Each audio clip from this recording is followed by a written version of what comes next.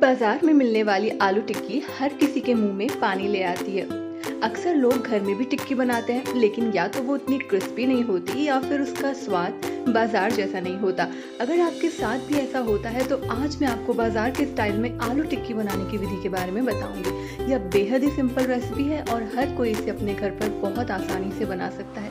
मतलब कि इंग्रेडिएंट्स थोड़े से और स्वाद ढेर सारा। तो चलिए जानते हैं इसे बनाने की विधि। Hello friends, welcome to my channel. मैं स्नेहा आपके साथ। अगर आपको ये वीडियो पसंद आए तो लाइक कीजिए, शेयर कीजिए और सब्सक्राइब करना बिल्कुल भी मत भूलिए।